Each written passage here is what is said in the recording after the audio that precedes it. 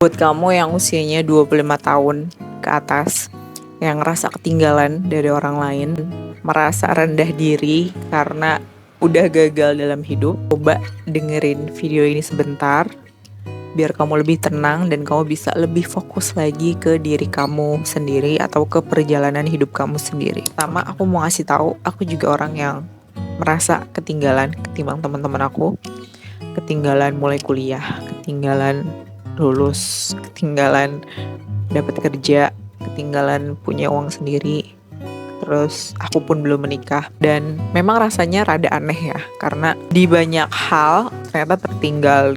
Tapi syukurnya aku itu orangnya cuek, jadi aku nggak terlalu memikirkan itu. Dan aku harap kalau kamu terlalu memikirkan udah ketinggalan banyak hal di usia kamu yang 25 tahunan, stop itu dan mulailah belajar jadi cuek. Aku sekarang lebih relax, lebih bisa merasa ya udah gitu, perjalanan orang beda-beda. Dan aku gak terlalu fokus sama aturan yang gak tertulis di Indonesia yang merasa 25 tahun tuh harusnya udah A, B, C, D, F bla bla bla. Aku merasa tidak suka dengan hal tersebut karena memang secara pribadi aku kan nggak sama orang lain gitu ya, yang usia 25 udah nikah misalkan, udah punya anak atau banyak hal lain. Jadi aku lebih terbuka sama apa yang aku butuhkan sekarang, yang aku nyaman, dan ya udah enjoy perjalananku aja gitu. Walaupun dalam perjalanannya nggak semuanya mulus, pasti kan ada ups and down-nya. Ada saat-saat dimana aku cuek gitu ya, tapi ada juga saat-saat aku kepikiran gitu. Cuma nggak terlalu yang kepikiran banget gitu, karena itu tadi aku merasa ya 25 tahun itu bukan umur yang sangat tua dan ngerasa harus gagal karena di usia itu kita belum ngapa-ngapain. Malah ternyata di usia 25 tahun otak manusia itu baru berkembang secara sempurna. Itu berarti secara nggak langsung hidup kamu tuh baru bener-bener mulai ya usia 25 tahun, ketika kamu bisa memaksimalkan fungsi otak yang ada, yang kamu punya gitu. Jadi ketimbang ngerasa ketinggalan daripada teman-teman atau daripada orang lain yang seumuran, mending kamu gunakan otak kamu untuk berpikir kira-kira ke depan mau ngapain ya, kamu mau ngelakuin apa ya, hal yang aku suka apa, dan juga rencananya apa, plannya apa, step by stepnya kayak gimana. Pikirin itu gitu. Karena memang di dunia bagian lain aja yang gak di Indonesia ini, usia 25 tahun tuh usia yang sangat muda gitu. Jadi jangan tenggelam sama judge orang lain. Mending kamu fokus ke planning kamu aja. Dan kamu juga perlu tahu kalau setiap orang tuh pasti melewati quarter life crisis ketika dia di umur-umur segini, seperti aku dan kamu gitu. Dan ketika aku baca orang-orang yang berusaha untuk melewati krisis ini, ya mereka melakukan hal-hal yang aku bilang tadi, belajar, explore banyak hal yang sekiranya kamu suka apa, terus tentuin pilihan kamu mau berjuang atau mau berkarir di bidang apa, dan bikin plan day by day-nya apa, terus jangka menengahnya, jangka panjangnya. Itu yang mereka lakukan untuk melewati ini gitu. Dan karena mereka belajar, mereka melakukan persiapan diri, ketika ada opportunity, ketika ada kesempatan yang hadir, ya mereka bisa langsung ambil gitu, karena mereka mempersiapkan diri.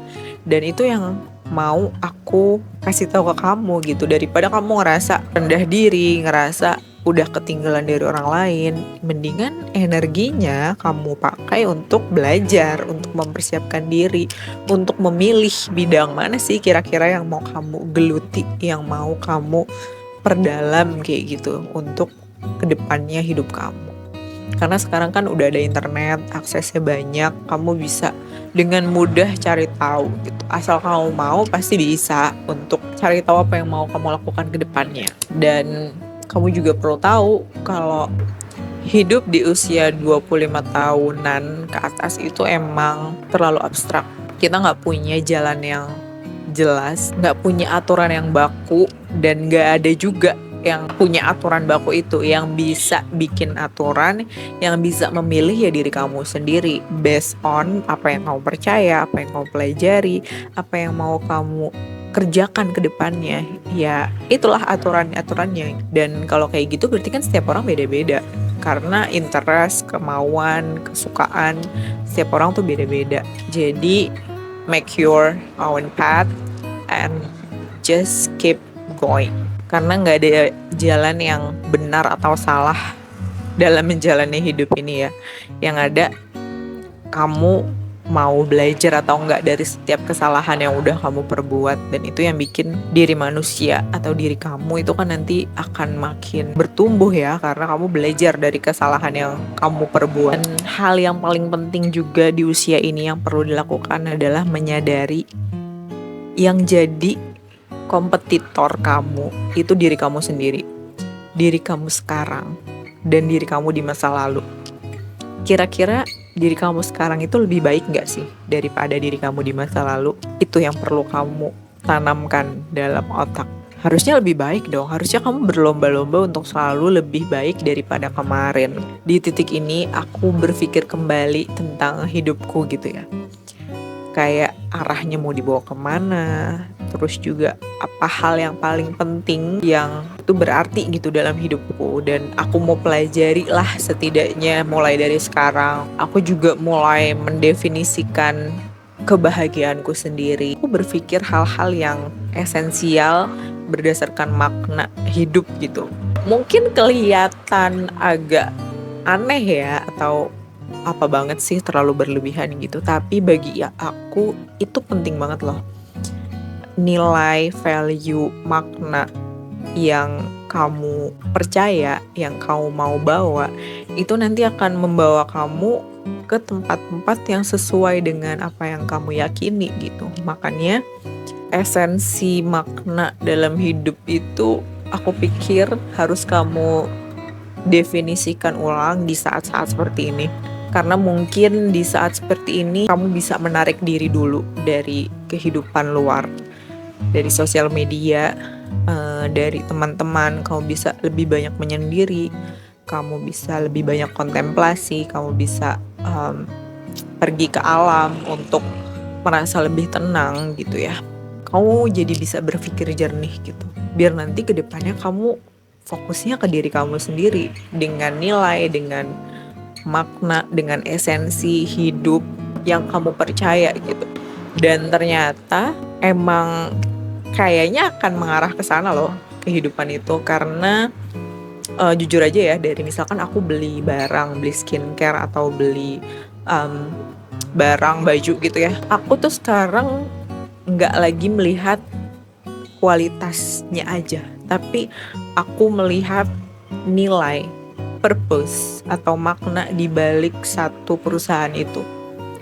Ketika maknanya sama, ketika purpose-nya sama, nilainya sama kayak aku dengan senang hati membeli dan jadi langganannya mereka gitu.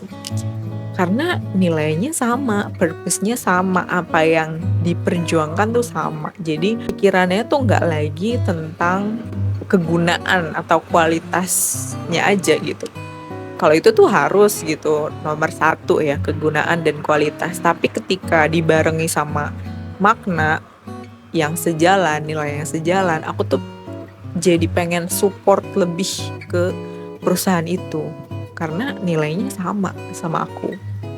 Dan waktu inilah yang aku gunakan untuk memikirkan ulang hal-hal yang mau aku jadikan pegangan gitu ya dalam hidup. Karena aku merasa dunia ini udah sangat carut marut, sangat menyeramkan gitu. Jadi aku harus punya pegangan, akan bisa aku pegang terus. Jadi aku gak kebawa arus dunia yang makin deras ini. Dan aku harap kamu melakukan hal yang sama, untuk memikirkan ulang makna hidup, memikirkan ulang definisi kebahagiaan, hal-hal yang bersifat nilai kayak gitu. aku nggak ngerasa value yang aku pegang atau makna yang aku pegang tuh lebih baik dari orang lain, tapi itu bikin aku lebih tenang gitu. Lebih tenang dalam artian aku punya hal yang aku pegang, atau mungkin secara lebih gampangnya punya idealisme. Dulu aku merasa kata-kata orang yang terlalu idealis itu terlalu ekstrim gitu. Maksudnya nggak realistis tapi idealis gitu. Dan setelah aku renung ya, berpikir kembali, kita tetap bisa jadi orang yang idealis tapi bertindak realistis. Idealis kita, makna yang kita pegang, nilai yang kita pegang itu yang bisa menggiring kita ngambil keputusan yang realistis berdasarkan apa yang udah kita percaya. Dan itu yang aku yakini gitu. Kedengeran agak terlalu dalam, tapi semoga kamu mengerti apa yang aku maksudkan ya. Dan kamu bisa mulai perjalananmu sendiri. Dan yang terakhir, kamu gak perlu merasa terlalu khawatir sama masa depan. Aku sendiri orang itu khawatiran banget. Aku tuh mesti mikir yang buruk sebelum kejadian. Padahal ya gak kejadian juga gitu. Dan ternyata pas aku renungi lagi, kalau aku selalu mikir yang jelek terus, energinya jadi habis. Lebih baik aku menggunakan energi itu untuk masa sekarang, hal-hal yang jadi tugas aku di masa sekarang, ketimbang aku mengkhawatirkan masa depan gitu. Karena kan sebenarnya masa depan aku ya ditentukan sama hal yang aku lakukan sekarang. Jadinya mindsetnya aku fokus ke masa sekarang, energinya aku fokuskan ke masa sekarang. Ketika aku mengkhawatirkan sesuatu di masa depan, aku akan cari solusinya. Kira-kira benang merahnya apa ke masa sekarang, di mana aku bisa mengerjakan itu di masa sekarang. Sehingga di masa depan, aku berdoa agar itu aman-aman aja. Walaupun ya kita nggak pernah tahu ya kejadiannya apa di masa depan. Karena banyak hal di dunia ini yang nggak bisa kita kontrol. Jadi aku fokus ke hal-hal yang bisa aku kontrol aja. Dan itu juga perlu kamu latih. Aku juga dulu sering banget ngerasa gampang kesel gitu ya terhadap hal-hal yang gak aku suka, dimana itu tuh bukan kontrol aku, tapi aku gampang kesel.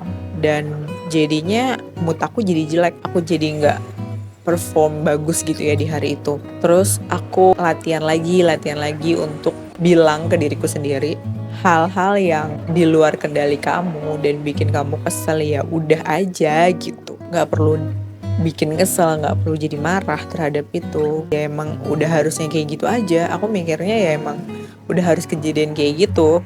Selebihnya kira-kira apa yang bisa diperbaiki atau apa pelajaran yang bisa diambil dari hal-hal yang bikin aku kesel itu misalkan. Jadi fokus ke hal yang bisa kamu kontrol, hal yang nggak bisa kamu kontrol lepasin aja, itu bukan dikontrol kamu. Jadi fokus aja, fokus ke tugas kamu, selebihnya serahkan sama Tuhan, biar Tuhan yang atur. Yang tahu yang terbaik Tuhan. Jadi kamu fokus ke tugas kamu aja dan jangan lupa berdoa, oke?